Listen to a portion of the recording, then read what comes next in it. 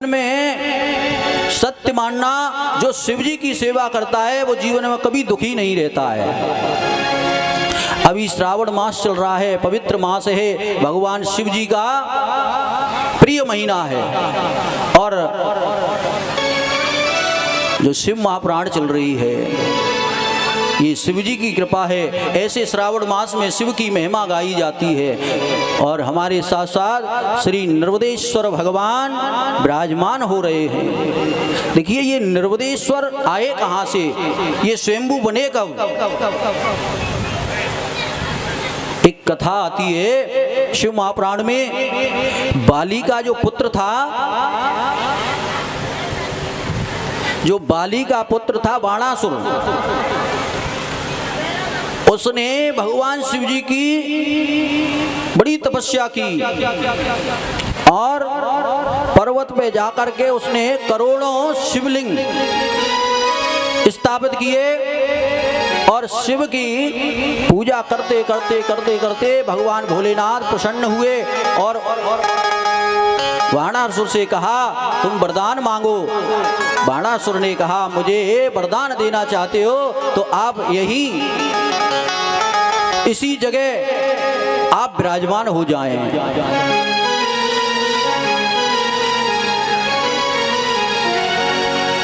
बाणासुर की तपस्या से भगवान स्वयंभू उस पर्वत पर विराजमान हुए। समय व्यतीत होने के बाद ये पर्वत आकर के नर्मदा में गिर जाता है। उसी समय से नर्मदेश्वर स्वयंभू बन गए, हर कंकड़ में शंकर हो गया। एक कथा तो ये है, लेकिन भगवान शिव जी के शिव महापुराण में कथा है, भगवान शिव जब विष्णु भगवान ने कई राक्षसों का वध किया, अब राक्षसों का वध करो या दैत्यों का या देवताओं को लगती जीव हत्या ही है। तो गंगा में हम लोग जाते अपने पाप धोने। गंगा विशाल है, गंगा पवित्र है, गंगा में हम लोग जाते पवित्र होने के लिए। देखिए धाम का, तीर्थों का जहां निवास मिल जाए तो बड़ा संभाल के निवास करना चाहिए, बड़ी साध से, बड़ा श्रद्धा भक्ति भाव के साथ। क्योंकि हम जीवन में, हम गांव में हैं, पाप हो रहा है हमसे तो कोई बात नहीं, हम गंगा में जाकर के पवित्र हो जाएंगे। लेकिन तीर्थों में हम जब पाप होगा हमारे से या गंगा में पाप होगा तो वहां पवित्र कहाँ हो सकते हैं। तो गंगा विशाल है, गंगा कभी अपवित्र नहीं है। आप गंगा मैया से जल लेकर के आओ, गंगा जल लेकर के घर आते हैं और घर में रख देते, कटोरी में भर के रख दो। अगर उधर कुत्ता भी निकल जाए या कोई सूअर भी निकल जाए तो कहेंगे गंगा जल इसने अपवित्र कर दिया है। यहाँ आकर के गंगा जल कहते अपवित्र हो गया है। लेकिन गंगा में तो कुत्ता भी स्नान करता है और उधर सूअर भी स्नान करता है, वहां गंगा दूषित नहीं होती है, कभी गंगा अपवित्र नहीं रहती है। जंगल में कितने जीव हैं वो गंगा में ही निवास करते हैं, जलचर गंगा में रहने वाले। तो गंगा विशाल है, गंगा पवित्र है। हम लोग गंगा में स्नान करके अपने जीवन का सफल बनाते हैं और अपने पापों से मुक्ति पाते हैं। ऐसे ही विष्णु भगवान से बहुत जीवों की हत्या हुई। देवादिदेव महादेव ने नर्मदा को प्रकट किया, 12 साल की कन्या के रूप में भगवान देवादिदेव महादेव ने नर्मदा को प्रकट किया है, कन्या के रूप में। उसने 11 वर्ष तक, उस कन्या ने 11 वर्ष का रूपवती पर्वत पे बैठ करके तपस्या की।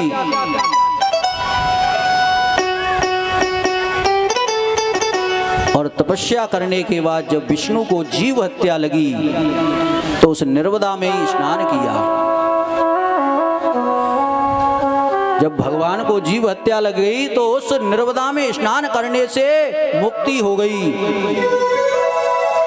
जब मुक्ति हो गई, नर्मदा से प्रसन्न हुए तो देवादेव महादेव से नर्मदा ने एक वचन मांगा, कहा कि मेरे इस नदी में, नर्मदा में कोई भी पत्थर आ जाए वो स्वयंभू निर्वदेश्वर बन जाए, स्वयंभू निर्वदेश्वर बन जाए, ये कृपा करो बाबा भोलेनाथ। उसी समय से हर कंकड़ में शंकर नर्मदा में प्रकट होते हैं, वही हमारे पास में आए हुए हैं निर्वदेश्वर जो स्वयंभू हैं। शिव परिवार की प्राण प्रतिष्ठा हो रही है, उसके उपलक्ष्य में शिव कथा चल रही है। ये बड़े सौभाग्य की बात है, हमारे जीवन में ये अवसर आया है, इसको हम अपने जीवन में लाभ उठाएं। शिव निर्वदेश्वर स्वयं नर्मदा मैया यहाँ बह रही है, ये समझे, त्रिवेणी बह रही है, इसमें गोता लगाते रहें। शिव नाम से जय हो। जगत में उजाला, हर भक्तों के है मन में शिवाला।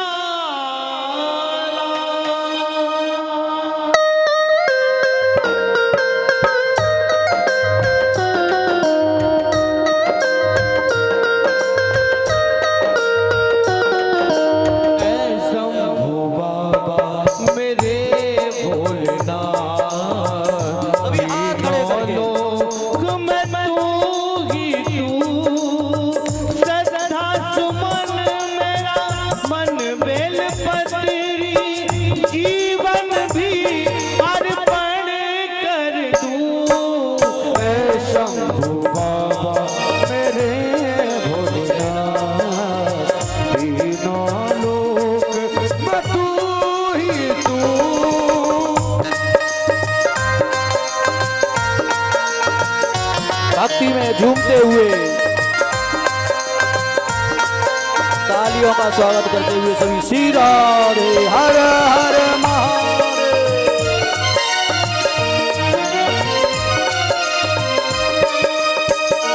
जग का स्वामी है तू, अंतर्यामी है तू, मेरे जीवन की अनमिट कहानी है तू। जग का स्वामी है तू, अंतर्यामी है तू, मेरे जीवन की अनमित कहानी है तू। तेरी शक्ति अपार, तेरा पावन है द्वार, तेरी पूजा मेरा जीवन आधार। फूल तेरे चरणों की लेकर जीवन को साकार किया। शंभू बाबा मेरे भोलेनाथ, तीनों लोक में तू ही तू। श्रद्धा सुमन मेरा मन बेल पत्री, जीवन भी अर्पण कर दूं। ऐ शंभू बाबा मेरे भोलेनाथ, तीनों लोक में तू ही तू।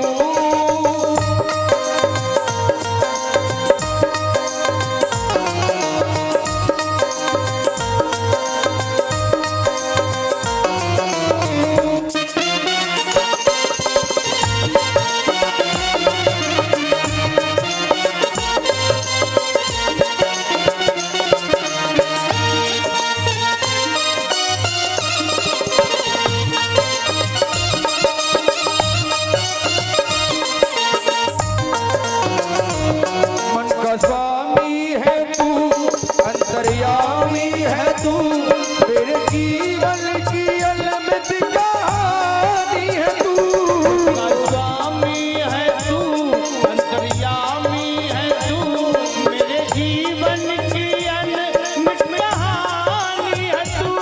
तेरी शक्ति अपार, तेरा पावन है द्वार, तेरी पूजा में मेरा जीवन आधार। तूने तेरे चरणों की लेकर जीवन को साकार किया। ए शंभू बाबा तेरे भोलेनाथ, तीनों लोक न तू ही तू।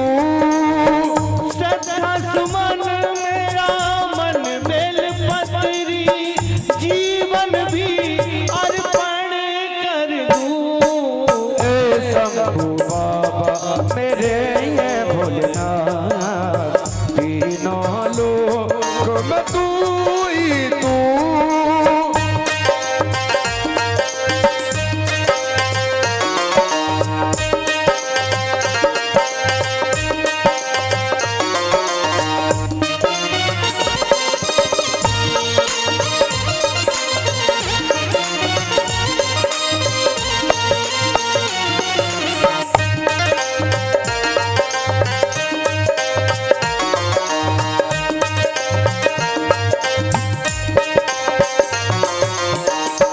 मन में है कामना और कुछ जानना, जिंदगी भर करूं तेरी आराधना। मन में है कामना और कुछ जानना, जिंदगी भर करूं तेरी आराधना। पहचान दे तू मुझे ज्ञान दे, प्रेम सबसे करूं ऐसा वरदान दे। पहचान दे तू मुझे ज्ञान दे, प्रेम सबसे करूं ऐसा वरदान दे। तूने दिया बल निर्बल को, अज्ञानी को ज्ञान दिया। ऐ शंभू बाबा मेरे भोलेनाथ, तीनों लोक में तू ही तू। श्रद्धा सुमन मेरा मन बेल पत्री, जीवन भी अर्पण कर दूं। ऐ शंभू बाबा मेरे भोलेनाथ, तीनों लोक में तू ही तू। तीनों लोक में तू ही तू, तीनों लोक में तू ही तू। बोली शंकर भगवान की जय हो। पार्वती पते हर हर महादेव। जय हो शंकर भगवान की। भगवान शंकर देवादिदेव महादेव सबका कल्याण करने वाले हैं, और हम यहाँ किस लिए विराजमान हैं? कल्याण के लिए। देखिए भगवान भोलेनाथ शांति से वितरण करते रहो। बाबा भोलेनाथ जब जगदम्बा को कथा श्रवण करा रहे हैं तो उनने एक शर्त रख दी थी, मैं जब कथा सुनाता हूँ तो नेत्र बंद करके सुनाता हूँ, तो ना तो खाना खाना है ना जल पीना है। और यहाँ तो हम लोग बढ़िया कोल्ड ड्रिंक भी पी रहे हैं, जलजीरा से मिली हुई। कितनी कृपा है भोले बाबा की, है खूब पी रहे हैं, बढ़िया खूब खा पी करके बढ़िया कथा श्रवण कर रहे हैं। तो कथा जो पहले जो होती थी वो ऐसे हम तुम्हारी तरह से नहीं होती थी, 6-7 घंटे ऐसे ही बैठना पड़ता था। खूब पियो भैया, भोलेनाथ बहुत कृपा करें। और पर शांति का दान देते रहो, है और दान दो या मन दो, लेकिन शांति का दान जरूर दो। देखिए एक बात निवेदन करूं आपसे, कल कोई भैया बोल रहे थे कोई दान पान करना है, तो भैया देखो अगर किसी को शिव पुराण में, मंदिर निर्माण में, भंडारे में इत्यादि किसी में आपको सेवा करनी हो तो हमारे यहाँ जो सब परीक्षित वगैरह इत्यादि जो भी हैं इन लोगों से संपर्क करें और अपने धन को पवित्र करें। देखो धन जब पवित्र होता है धर्म में लगाते हैं, धन नहीं है अन्न है तो अन्न लगाओ। किसी को भी जो भी शिव कथा में अपनी सेवा देनी हो बिल्कुल अपने तन मन धन से सेवा कीजिए। जिसके पास धन है वो धन से करे, जिसके पास अन्न है वो अन्न से करे, और जिसके पास तन है वो तन से करे। और देखिए हमारे यहाँ पूजा की पद्धति भी बताई गई है, 3 प्रकार की पूजा बताई गई है। हमारा जीवन में कल्याण होता है।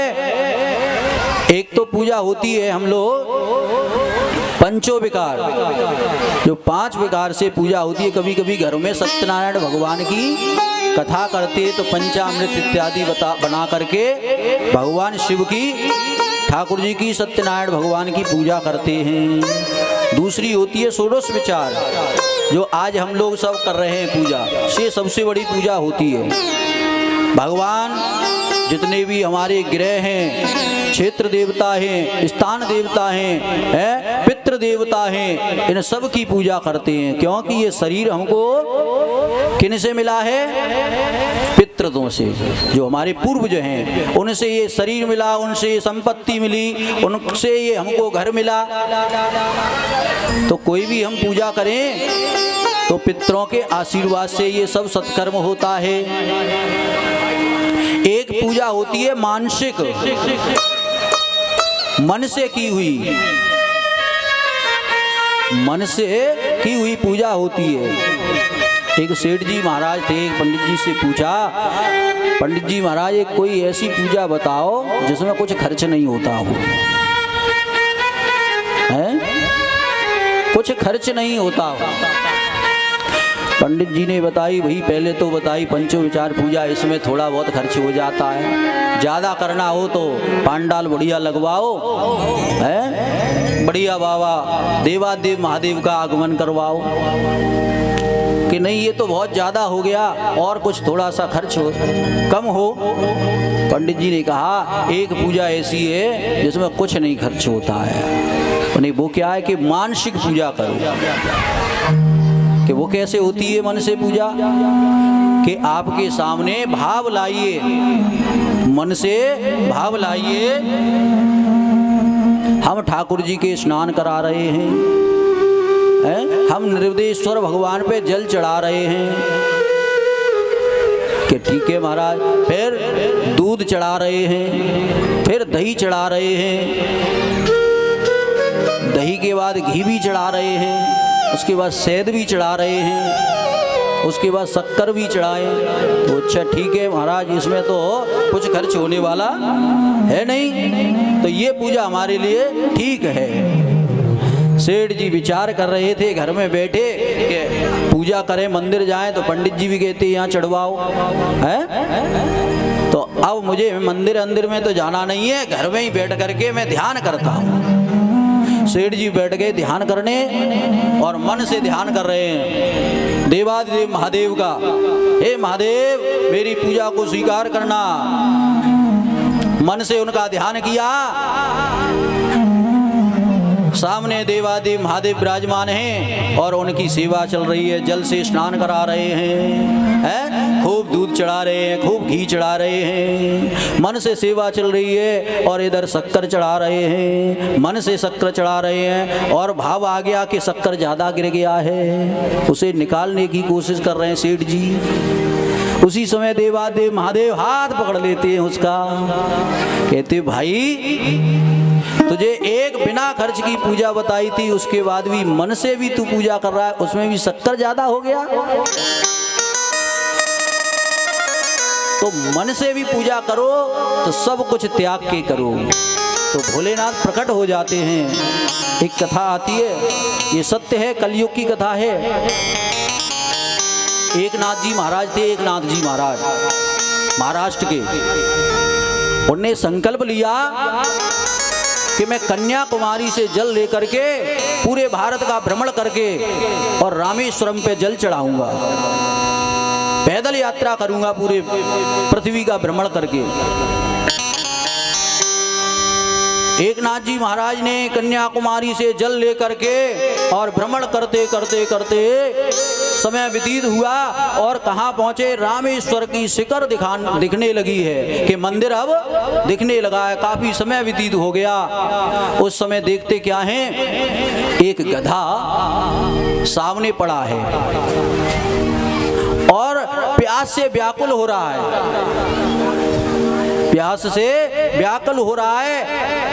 एक नाथ जी महाराज के अंदर दया आ गई, अगर इसको ये जल नहीं मिला तो इसके प्राण निकल जाएंगे। तो देखिए, संत का हृदय नवनीत के समान होना चाहिए। संत हृदय नवनीत समाना, तो दूसरे के प्राण निकल रहे हों और संत के पास कोई ऐसा भजन तप जप हो, कोई शक्ति हो, कोई वस्तु हो, उससे उनके प्राणों को बचा ले। एक नाथ जी महाराज ने विचार किया, मैं भोलेनाथ को जल चढ़ाऊंगा और मेरे सामने ये रेंकता हुआ गधा अपने प्राणों को त्याग देगा तो मेरा जल चढ़ाने का क्या फायदा हुआ। महादेव की ऐसी कृपा हुई, गधा सामने है। एक नाथ जी महाराज ने वो कमंडल का जल लिया और गधे के सामने रख दिया और महादेव से प्रार्थना करने लगे, हे महादेव, देवादिदेव महादेव, आप मेरे जल को यहीं से स्वीकार करना। तो उस गधे में से देवादिदेव महादेव प्रकट हो गए। उस गधे में से महादेव प्रकट हो जाते हैं। बोले शंकर भगवान की। मन में श्रद्धा हो, मन में भक्ति हो, चारों तीर्थ धाम जाने की आवश्यकता नहीं है। अगर तुम्हारे मन में श्रद्धा है तो आपके यहाँ देवादेव महादेव प्रकट हो जाते हैं। एक नाथ जी महाराज कहाँ से जल लिया था? कन्याकुमारी से। और पूरे भारत का भ्रमण करके जब शिखर सामने दिखाई देने लगा था, क्या इंतजार करते, क्योंकि इसको क्या दे वहीं चढ़ा देंगे। अब आजकल तो यही है, कांवर लेकर भैया बड़े दौड़ रहे हैं, उनके साथ में निरी दुर्घटना भी घट रही हैं।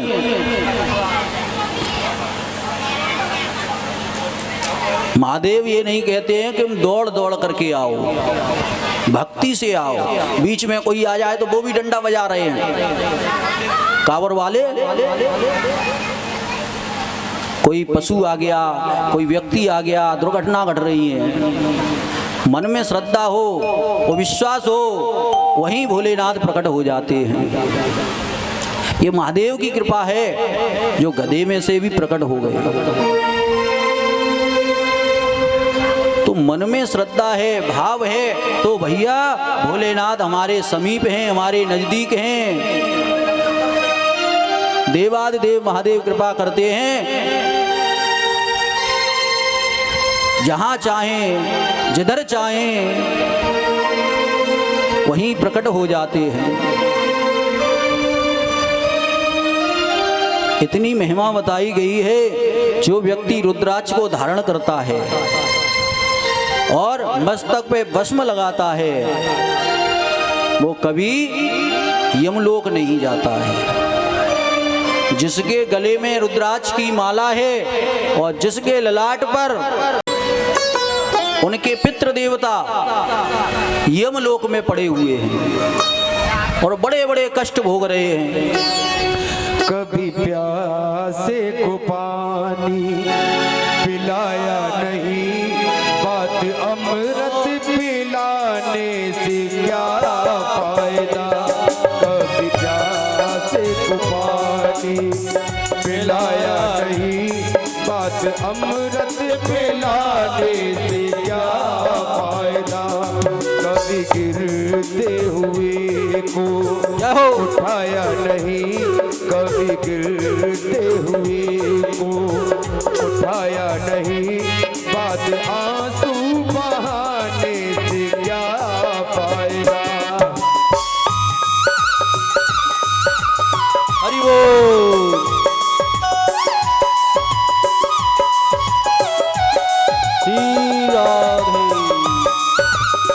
हर महादेव।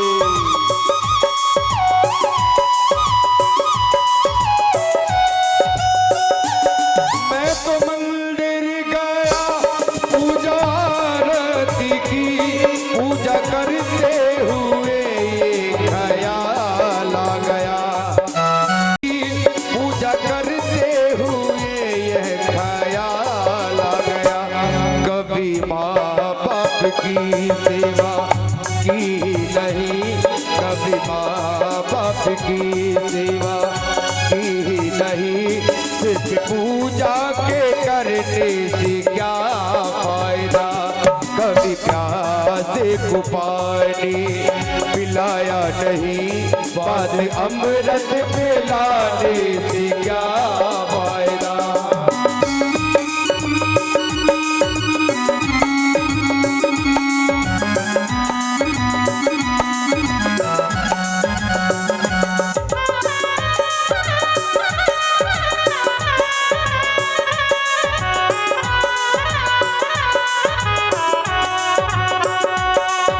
सत्संग गया गुरुवाणी सुनी, गुरुवाणी को सुनकर ख्याल आ गया।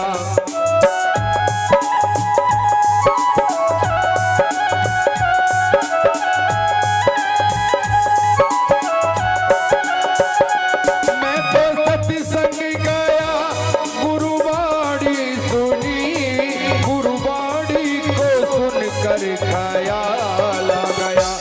जन्म मानव काली की दया ना करी, जन्म मानव काली की दया ना करी, फिर मानव कहलाने से क्या फायदा।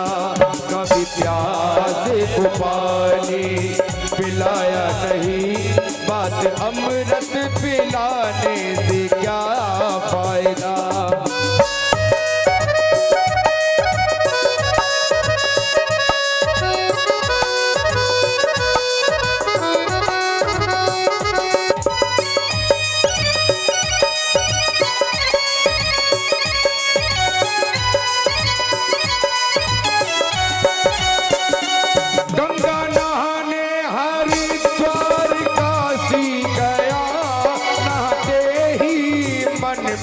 ख्याल आ गया।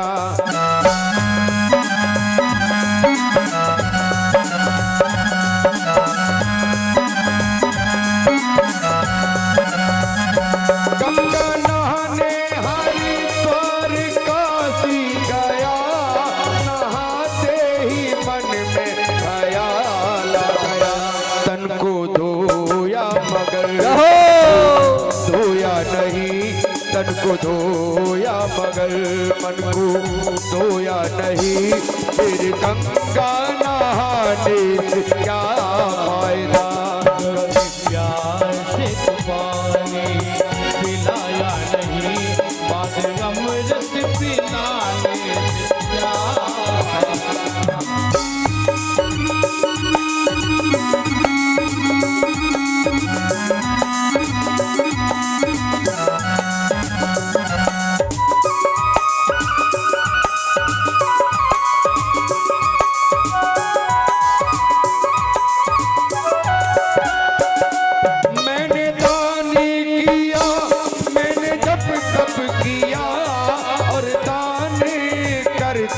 ख्याल आ गया।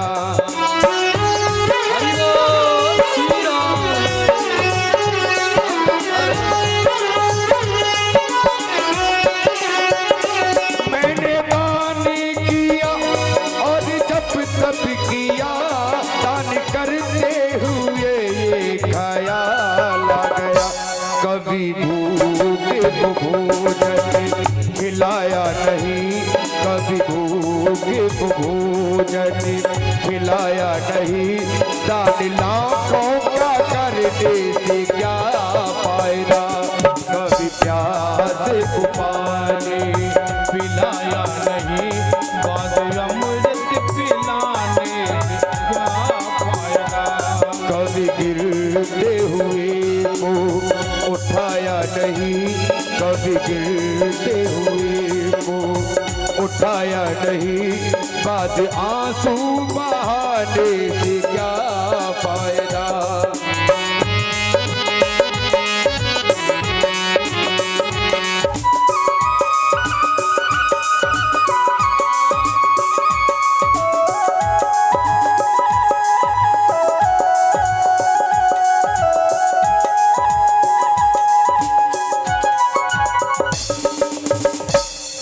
बाद में जब हमारे हृदय में, हमारे घर में, हमारे परिवार में सब धर्म के मार्ग पे चलेंगे तो ये हमें बाहर लंगड़ लगाने की, प्याऊ बैठालने की आवश्यकता नहीं पड़ेगी, क्योंकि माँ बाप का आशीर्वाद जिस बच्चे पे हो जाए वो कभी दुखी रह ही नहीं सकता है। देखिए भगवान तो बड़े बड़े महापुरुष हुए या किसी ने अनुभव किया होगा, लेकिन ये कलयुग में या इस पृथ्वी पर देखा जाए तो साक्षात माँ और बाप ही भगवान हैं। जो माँ जब जन्म देती है तो अपने गर्भ से देती है, उसका भी दूसरा जन्म होता है माँ का दूसरा जन्म होता है जब बच्चे को जन्म देती है। तो इसलिए जितने भी बच्चे बैठे हुए हैं यहाँ, तो अपना कर्तव्य समझें, तो घर में जो माँ बाप हैं उनकी सेवा करें, उनकी सेवा करें। और विद्यार्थी जीवन हो तो सूर्य नारायण की उपासना करें। यश बल विद्या कीर्ति ये सूर्य भगवान प्राप्त कर देते। एक लोटा जल सूर्य नारायण को दो, और जब विद्यार्थी जीवन हो तो विशेष करके देना चाहिए। नेत्रों की रोशनी बढ़ती है सूर्य नारायण को जल देने से। ये चश्मा लगता है, चश्मा भी उतर जाएगा है। सूर्य जब खराब होता है तो पेट में दर्द प्रारंभ कर देता है, नेत्रों से आंसू निकलने लगते हैं, दर्द होने लगता है, फिर चश्मा लग जाता है। तो सूर्य नारायण को जल देने से ये सब बढ़िया हो जाता है। यश भी मिलता है, कीर्ति भी मिलती है और बल भी मिलता है। सूर्य में इतनी ताकत नहीं है कि अंधकार को ला दे। जब सूर्य आएगा तो अंधकार अपने आप भाग जाएगा। प्रकाशमय है सूर्य, तो हमारे जीवन में प्रकाशमय हो जाता है। ऐसी ही शिव महिमा है, रुद्राक्ष की महिमा है। दुर्वासा ऋषि जब वो यमलोक में पहुंच गए, उनके पूर्वजों को देखा बड़े कष्ट में हैं, बड़े कष्ट भोग रहे हैं। हृदय में बड़ी करुणा आ गई, दया आ गई। यमलोक में देखने चले, पूर्वजों को देखा तो उस समय दुर्वासा ऋषि, शिव महाप्राण कहती है, वो रोने लगे थे। रोने लगे थे और जैसे ही अंदर प्रवेश किया, सभी पितृ देवता उनके पूर्वज भी खड़े होकर के रोने लगे थे देख करके दुर्वासा ऋषि को। दुर्वासा ऋषि आगे बढ़े तो एक कुंड दिखाई दिया। इस कुंड में दुर्वासा ऋषि उस भस्म को लेने के लिए, मस्तक लगाने के लिए थोड़े से झुके थे। उसी समय एक हवा का तेज से झोंका आया तो उनके मस्तक की जो भस्म थी वो यमलोक में गिर गई। यमलोक में जैसे ही गिरी, उसी समय सब पितृ देवता खड़े होकर के शिव भगवान का कीर्तन करने लगे। वहां पर शिवलोक हो गया। बोले शंकर भगवान की ऐसी भस्म की महिमा बताई। उसमें सब नृत्य करने लगे। ये यम के दूतों ने देखा, यहाँ क्या हो गया है, ये तो भगवान का दरबार बन गया है। यम के पास गए,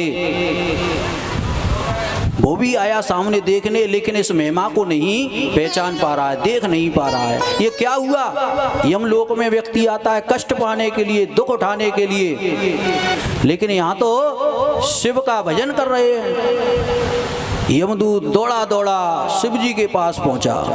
महाराज मेरे लोक में तो कोई रहा ही नहीं है, यमलोक में कोई नहीं रहा, वहां तो शिवलोक हो गया है, ये कैसे हो गया? शिव जी ने कहा, हंस करके बताया, इसमें आश्चर्य की बात कुछ भी नहीं है। इसमें एक भक्त गया है, दुर्वासा ऋषि गए हैं, उनके मस्तक से केवल भस्म हवा के झोंके से गिर गई है, उसी से ये शिवलोक बन गया है।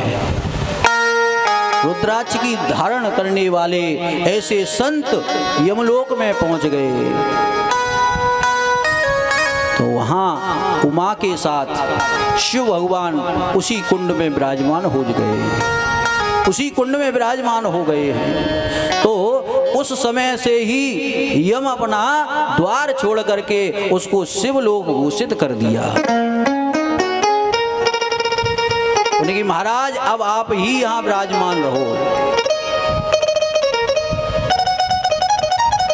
एक बार शिवजी ने अपनी गौशाला का निर्माण किया। देखो विशेष बात है, शिवजी ने गौशाला का निर्माण किया और बहुत सी गायें रहती हैं और सेवा होती है।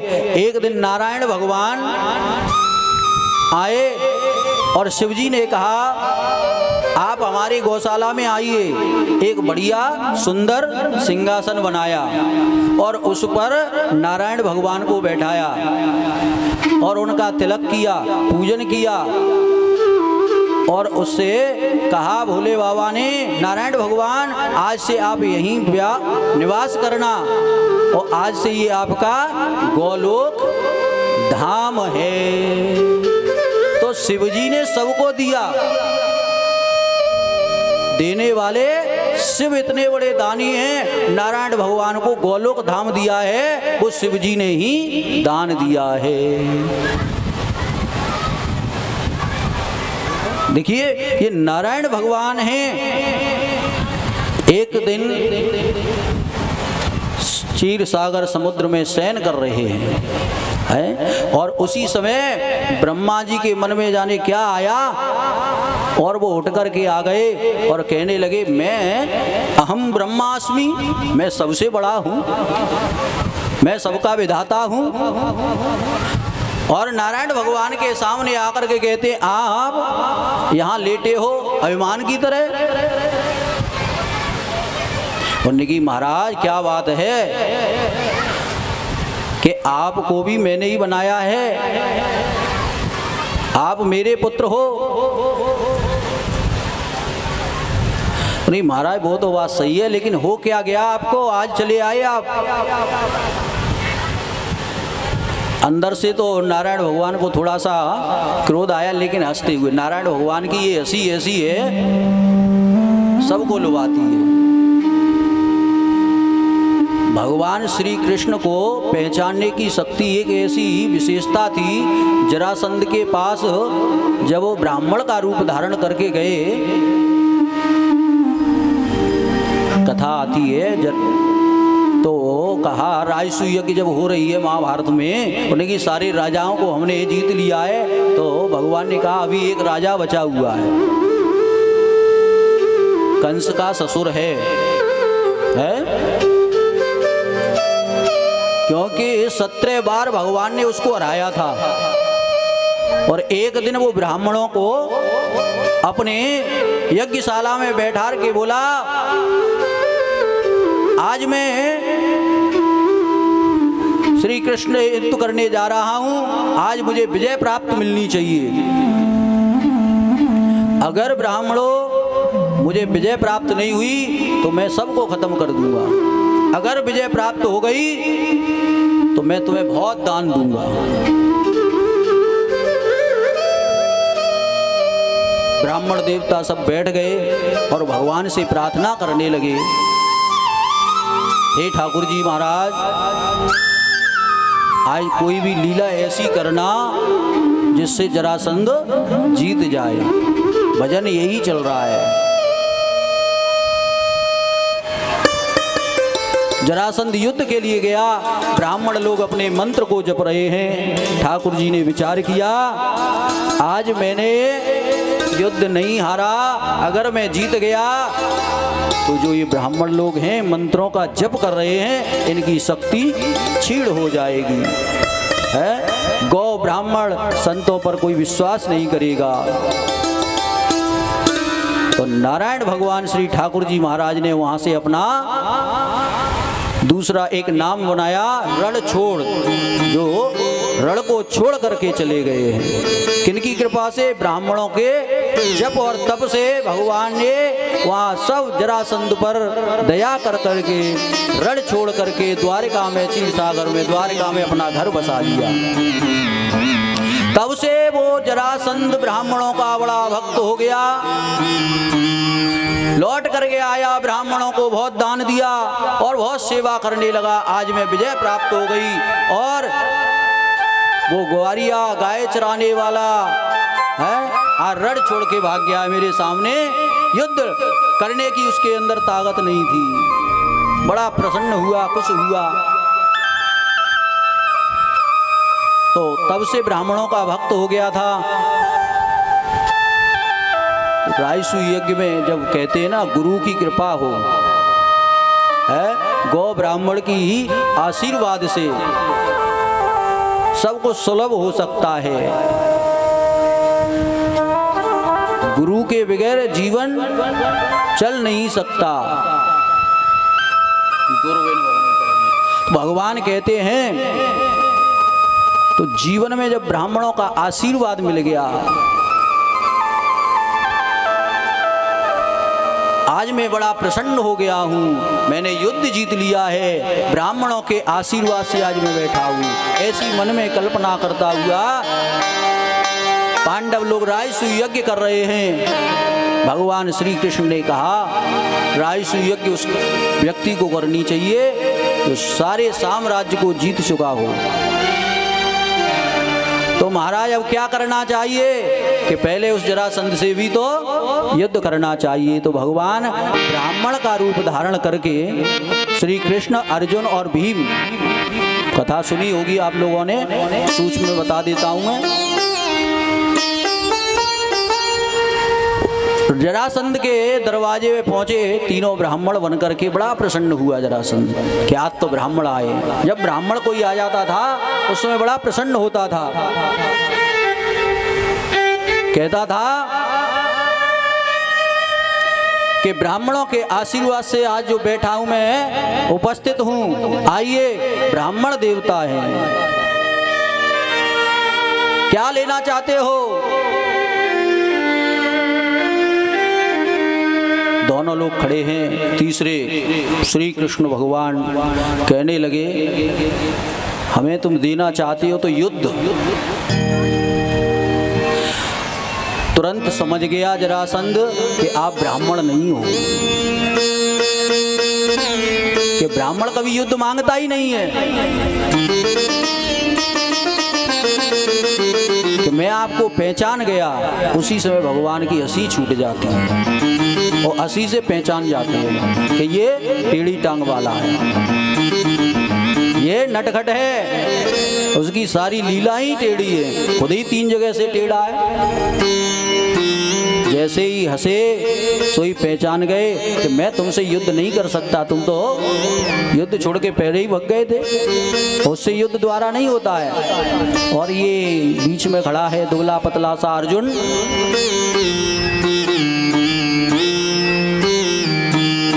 ये तो वैसे ही नपुंसक है और ये अज्ञातवास में, तो मैं इससे भी युद्ध नहीं कर सकता हूं। लेकिन एक ये दिख रहा है मोटा ताजी, जरासंध से भीम से युद्ध हुआ, भगवान ने सब बताया कि किस तरीके से इसका वध करना है। तो मेरा कहने का तात्पर्य ये था कि भगवान की पहचान कैसे होती है।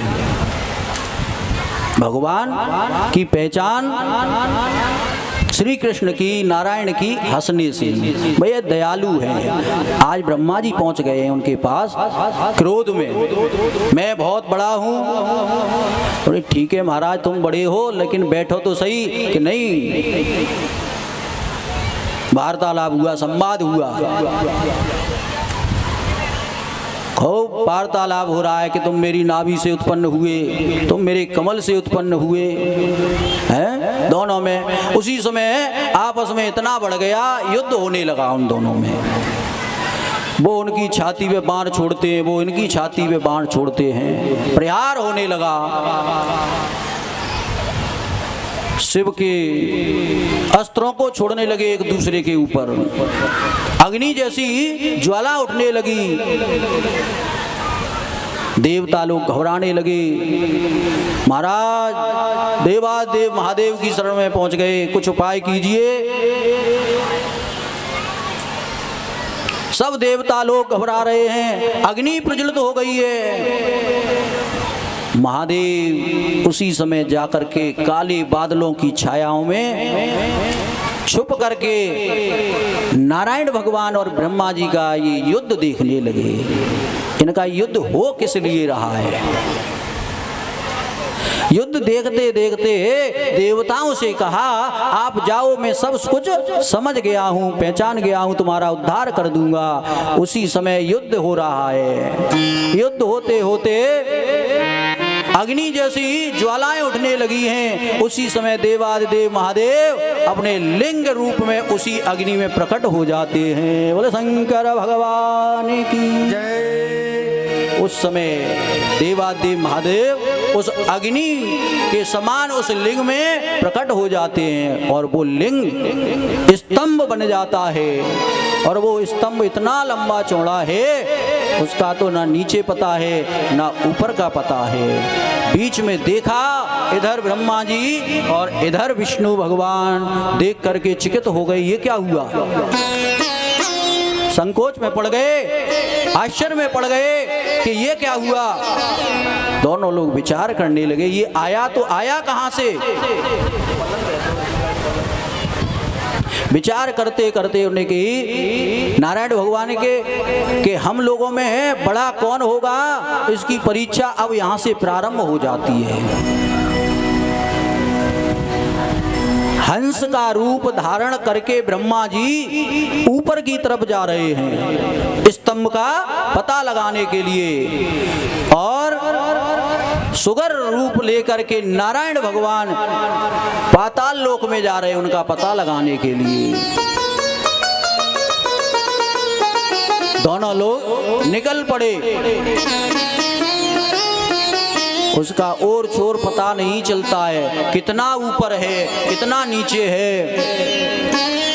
बहुत दिन हो गए चढ़ते चढ़ते ब्रह्मा जी को हंस के रूप में जा रहे। ऊपर से एक केतकी का फूल गिरता हुआ चला आ रहा है। उस स्तंभ से केतकी का फूल गिरता हुआ चला आ रहा है और ब्रह्मा जी ऊपर जा रहे हैं और उस केतकी के फूल से कहते, तू कहाँ से आ रहा है, कब से आ रहा है? उसने, ये मुझे भी पता नहीं है, मैं कब से गिर रहा हूँ और कहाँ से गिर रहा हूँ। ब्रह्मा जी चलते चलते बहुत ऊंचे पहुंच गए और थक गए। कहने लगे केतकी से, देखो मैं बहुत दिन से चल रहा हूं और बहुत थक गया हूं। तुम एक काम करना, हम लोग दोनों लोग चलते हैं नारायण के पास और नारायण से कह देना तुम कि ब्रह्मा जी ने इस स्तंभ का छोर देख लिया है। उन्हें तुम मुझसे झूठ बुलवा रहे हो। उन्हें देखो, कई जगह झूठ बोलने से पाप नहीं लगता है। ब्रह्मा जी कह रहे हैं किसी कन्या का विवाह झूठ बोलने से अच्छे भक्त खानदान में चली जाए तो वहां आपको पाप नहीं लगेगा। और कोई कसाई आपके सामने दौड़ता हुआ आ रहा हो और गाय आपके सामने से निकल जाए तो आप उससे झूठ बोल दो, पूछे कि गाय किधर गई है, तो इधर गई हो तो इधर बता दो, तो गौ हत्या होने से बच जाएगी, उसके प्राण बच जाएंगे, उस समय पाप नहीं लगता है। और किसी के प्राण निकल रहे हों और आपके झूठ बोलने से अगर उसके प्राण बचते हैं तो उस समय झूठ बोल दो। किसी का धन नष्ट हो रहा हो, किसी का धन छीण हो रहा हो, उस समय आप झूठ बोल दो तो उसका धन बच जाएगा, तो पाप नहीं लगता है। राजा बलि के यहाँ वामन रूप धारण करके नारायण भगवान जब आए तो 3 पग पृथ्वी भूमि मांगने के लिए संकल्प किया। देखिए, दान जब भी दो, कभी भी गंगा जी जाओ, तीर्थों में जाओ, तो दान बिना संकल्प के कभी मत करो। बिना संकल्प के कभी दान नहीं करना चाहिए। संकल्प माने प्रतिज्ञा, तो जो संकल्प होता है वही हमारा अंत समय में जब जाते हैं तो वहां हमको प्राप्त होता है सत्कर्म में। बटुक भैरव, बटुक नाथ जी भगवान वामन भगवान राजा बलि के पास आ गए। राजा बलि से कहते मुझे 3 पग भूमि दो। उन्होंने कि ये छोटा सा बालक है, वामन है, ब्राह्मण का बच्चा है, ये 3 पग भूमि में इसका आसन भी अच्छी तरह से बिछ नहीं पाएगा, तो और मांग ले भैया कुछ भी। नहीं, मैं 3 पग पृथ्वी मांगूंगा, वो भी बिना संकल्प के नहीं लूंगा। देवत्यों के गुरु शुक्राचार्य उसी समय समझ गए ये कोई ब्राह्मण नहीं है। राजा बलि के पास कान में जाकर के कहते हैं कि इसको तू कुछ संकल्प मत देना, तेरा सब धन दान सब नष्ट हो जाएगा। क्योंकि राजा बलि से कोई जीत नहीं पा रहा था, क्योंकि किस समय गुरु की कृपा थी, माता पिता का आशीर्वाद था। जब गुरु बलवान हो जाए तो देवता लोग भी जीत नहीं सकते। तो दैत्यों के गुरु राजा बलि पे मेहरबान थे, देवता परास्त हो गए थे। तीनों लोकों में राजा बलि का साम्राज्य चल रहा था। वामन भगवान पहुंच जाते हैं और वो कहता है आप इनको दान मत देना, क्यों कि ये त्रिलोकी है, ये छलिया है। राजा बलि ने कहा महाराज कोई बात नहीं, अगर ये नारायण है, त्रिलोकी है, मेरे तो दोनों हाथों में लड्डू हैं। कैसे?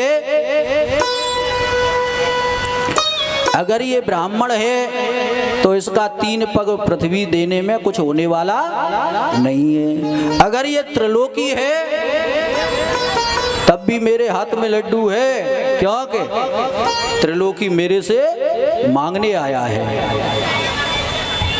मैं इतना बड़ा दाता हो गया हूँ, त्रिलोकी भी मुझसे मांगने आया है। लेकिन गुरु की बात नहीं मानी। लेकिन गुरु का कर्तव्य वही है चेला का ध्यान रखना है।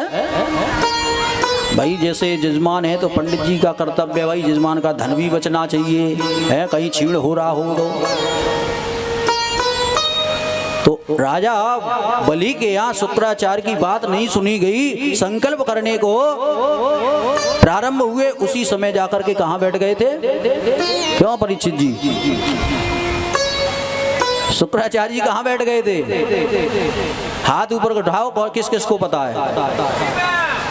सागर में है, सागर में जाकर के बैठ गए। और भैया वामन भगवान हैं, उन्होंने की जामे ते जल नहीं निकल रहा है, बिना जल के संकल्प नहीं होता है। उन्होंने की इसमें कुछ तो कुशा के आसन की एक सीख ली और उसी सागर में डाल दी, तो शुक्राचार्य जी की आंख फूट गई। तो भैया कोई दान कर रहा है, कोई लेने वाला है। शुक्राचार्य जी निकल के बाहर आ गए, हमने अपनी बेफालतू पड़वा ली।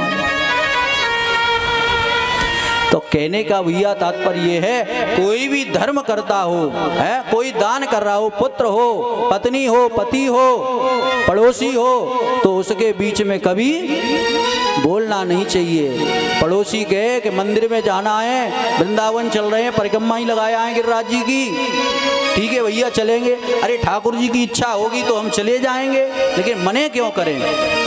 कभी मने नहीं करना चाहिए। तीर्थों में जाने के लिए कोई कहे ठीक है भैया समय आएगा तो चलेंगे, कोई दान कर रहा है उसके बीच में मत बोलो, क्या दान कर रहा है, कैसे कर रहा है, उसका दान होने दो। अगर दान में आ जाओगे बीच में तो आप भी अपनी शुक्राचार्य जी की तरह आंख फुड़वा लोगे। तो आज ये स्तंभ खड़ा हो गया अग्नि का, अग्नि का स्तंभ खड़ा है और ऊपर जा रहे हैं। केतकी से कहा तू झूठ बोल देना, क्योंकि मेरे प्राण अवरुद्ध होने वाले, मैं कहां तक चलूंगा, तू झूठ बोल देना, तुझे पाप नहीं लगेगा। ब्रह्मा जी नीचे उतर करके आए और केतकी को साथ में लेकर के आए।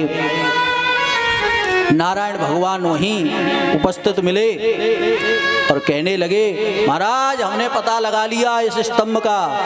नारायण भगवान ने कहा वो कैसे, कुछ तो प्रमाण होगा कि हाँ हम प्रमाण साथ लेके आए हैं। नहीं कौन है, कि केतकी सामने खड़ी है। केतकी ने कहा हाँ ये ब्रह्मा जी ने स्तंभ का और छोर देख लिया है। ठीक है महाराज, फिर तो आप ही बड़े हो कि अब हमारी पूजा प्रारंभ करो। ब्रह्मा जी नारायण भगवान से कहते हैं विष्णु भगवान से आप हमारी पूजा प्रारंभ करो। अब भगवान नारायण भगवान ने एक कटोरे में जल लिया। भाई पूजा कहाँ से प्रारंभ होती है, भाई आए देवता उनके चरण, भाई कोई हमारे घर में अतिथि आ जाए, कोई ब्राह्मण आ जाए या कोई संत आ जाए तो सबसे पहले उनके पैर धुलाओ। पैर धुलाने के बाद में आचमन कराओ, फिर घर में ले जाओ, बैठा लो, भोजन कराओ, जल पान कराओ और जब जाने लगे तो दक्षिणा भी दो। तो आज नारायण भगवान ब्रह्मा जी के लिए पूजा करने को तैयार हो जाते हैं। जैसे ही आगे बढ़ते हैं उसी स्तंभ से देवादिदेव महादेव प्रकट हो जाते हैं। बोले शंकर भगवान की जय। उसी समय प्रकट हो जाते हैं दोनों, ब्रह्मा विष्णु आपस में वार्तालाप करते हुए कहते ये क्या हुआ, यानी कि ब्रह्मा जी तुम्हें बहुत जल्दी है पूजा कराने की अपनी, है तुम्हें बड़ी पड़ती है कोई हमारी पूजा करे, तुम बड़ा झूठ बोलते हो। ब्रह्मा जी आपने कहां से और छोड़ देखा, इतने झूठ बोलते हो और बड़ी जल्दी पड़ रही है आपको पूजा कराने की। मैं आपका प्रत्याग करता हूं, कभी किसी जगह आपकी पूजा नहीं होगी। भगवान नारायण भगवान से कहते हैं आपने सत्य बोला है, आज से आपको मैं एक नाम देता हूं। बोले सत्यनारायण भगवान की जय। जो सत्यनारायण भगवान की कथा होती है ना, जो आज के दिन से ही सत्यनारायण की कथा प्रारंभ हुई। भगवान का सत्यनारायण नाम रखा गया क्योंकि सत्य बोला उन्होंने। नारायण भगवान ने सत्य बोला इसलिए सत्यनारायण हुए और ब्रह्मा जी झूठ बोले थे, इसीलिए बहुत क्रोध आया और अपनी दोनों भौं के अंदर से एक काल भैरव के रूप में प्रकट करते हैं बाबा भोलेनाथ, और बड़े ही गुस्से में काल भैरव हैं। और काल भैरव ने एक तलवार ली और ब्रह्मा जी के 5 मुख में से एक मुख धड़ से अलग कर दिया है। अब तो कांपने लगे ब्रह्मा जी, जैसे केले का पत्ता हवा में आंधी में किस तरीके से कांपता है, उसी तरीके से ब्रह्मा जी कांपने लगे। अरे भैरव मुझे माफ करो। नारायण भगवान ने बाबा भोलेनाथ से प्रार्थना की, महाराज इनने जो अपराध किया था आपने इनको 5 मुख दिए थे, एक मुख काल भैरव ने इनका नष्ट कर दिया, खत्म कर दिया, अब इनको माफ कर दो, इनकी गलतियों को क्षमा कर दो। देवादिदेव महादेव ने ब्रह्मा जी से कहा कि आज के बाद तुम्हारी कहीं पूजा तो नहीं होगी, लेकिन बार बार आग्रह करने पर और नारायण के कहने पर मैं आपको एक स्थान देता हूँ। आप यज्ञ के प्रधान देव होंगे आज से। जहाँ यज्ञ होती है तो केवल वहीं ब्रह्मा जी की पूजा होती है। जब बड़ी बड़ी यज्ञ होती है, 108 कुंडी यज्ञ हो, है 351 कुंडी यज्ञ हो, तो वहाँ क्या होता है, किसी ब्राह्मण को नियुक्त करते हैं ब्रह्मा के रूप में कि ये यज्ञ की रक्षा के लिए ब्रह्मा को नियुक्त किया जाता है। और आज कहीं भी यज्ञ हो, कैसी भी यज्ञ हो, तो ब्रह्मा जी की सर्वप्रथम पूजा की जाती है। तो